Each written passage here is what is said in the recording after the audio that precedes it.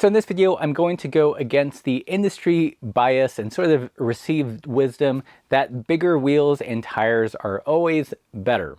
I get asked this question a lot. Why would someone still choose a 650B by 48 now that there are 700 by 48 millimeter tires available? Why not just go 700? That's what we're going to talk about in today's video. And a quick note, if you enjoy videos like this, definitely check out the merch store. We've got some brand new patches. This is our new Unserious Cyclist patch. For those folks that aren't too serious about bikes, that like to play bikes like myself and ride party pace. Before we jump in, one big caveat. A lot of this thinking applies to the all-road bike or the gravel bike. Mountain bikes are kind of their own different beasts. The rules are different, geometry is different, and in those instances, I would actually prefer a larger wheel tire. So before all the mountain bike bros are like, you're wrong, hear me out. So first things first is weight. Let's say all things are equal, identical tire width, identical rim, hub, spokes. The smaller wheel and tire combination, no big surprise, is going to weigh less. Another reason you would want to run a smaller, notice the air quotes, because yes, they are physically smaller, but it's not like roller skate wheels, you know what I mean? Is strength. Smaller wheels are stronger.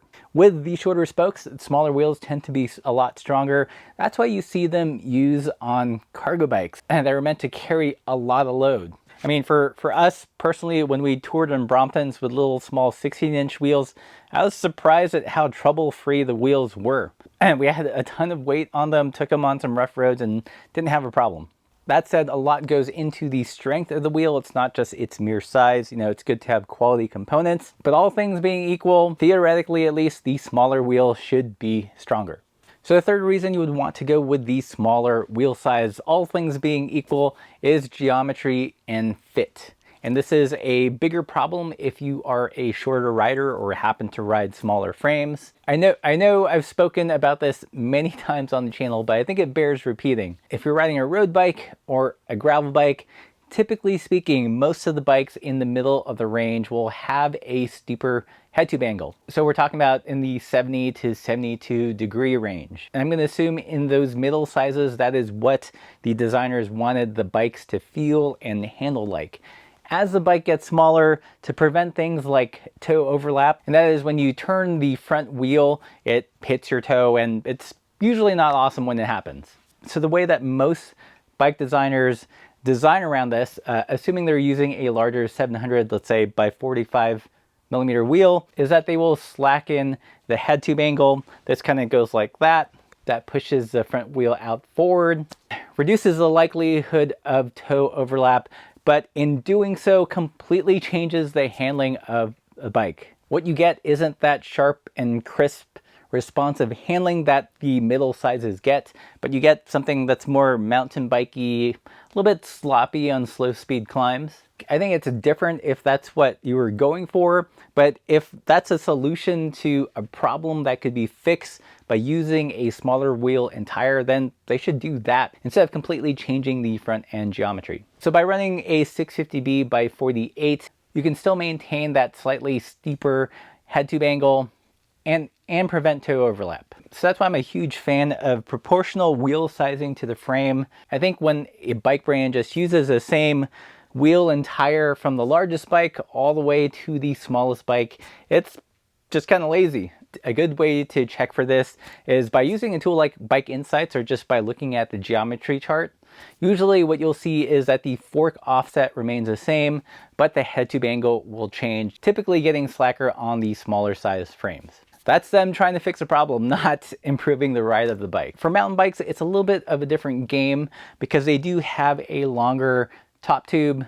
The bikes are meant to be slack, so naturally the wheel is going to be positioned further out. In that instance, a larger 29er wheel is less problematic from the perspective of toe overlap. So like I said, you know, all road bikes, gravel bikes, road bikes, completely different wants and needs than a mountain bike. So the rules are different. Another reason you would want to go with a smaller wheel and tire is standover. So apparently I'm not short, but I do have short legs. And oftentimes, if I want standover, I have to use a smaller size bike. With a bigger wheel and tire, unless your bike has a sloping top tube, it's gonna eat up that standover. I think it's typically less of an issue for bikes that are going to be mostly used on pavement. But if you're going to take it on trail and you're going to have to dab your foot, it's nice to have that clearance. And the smaller wheel and tire does buy you a little bit more standover. Another reason you would want a smaller wheel and tire is because you're running a bag, maybe you're going bike packing or bike touring, and you're again on a smaller frame.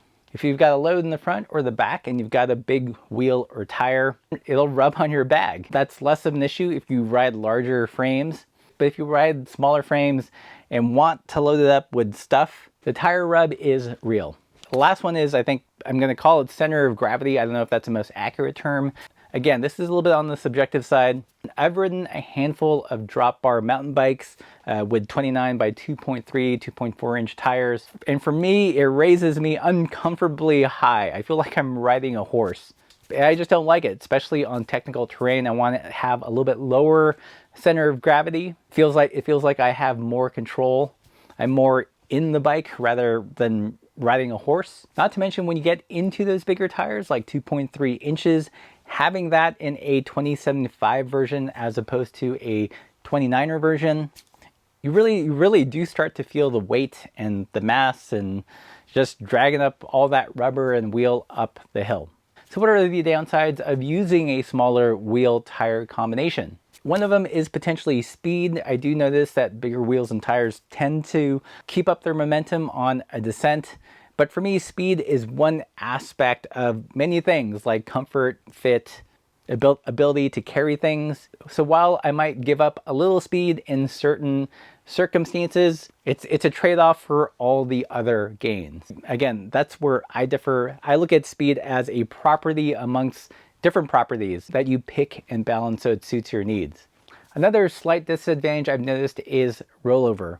Again, this is more of an issue if you're going on chunky mountain bike terrain, but if you're riding mostly roads, mostly gravel roads, and you can kind of see the crack or the rock from a distance, you can steer around it. You can steer around it. But all things being equal, the larger wheel and tire will plow over those things a little bit more unperturbed.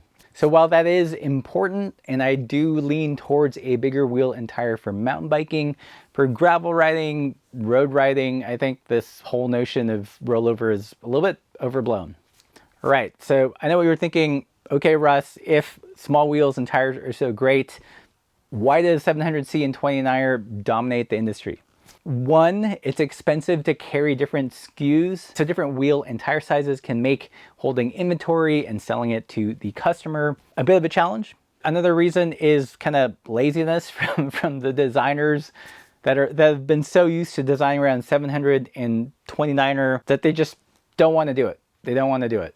And that kind of ties into my third kind of tinfoil hat theory, which is that most people in the bike industry that hold positions of power or are designing these bikes are tall dudes and never experience the issues that other people may have being a shorter rider riding smaller frames. Okay, so that's my tinfoil hat theory. Hopefully you enjoyed this video, found it useful, learned something new, and if you did, check out the merch store. That's how we keep the channel going. Buy one of our patches or our stickers. We had a run of hats, but they sold out in like 24 hours. We're trying to get another run of them, so stay tuned for that. But as always, everybody, keep the supple side down.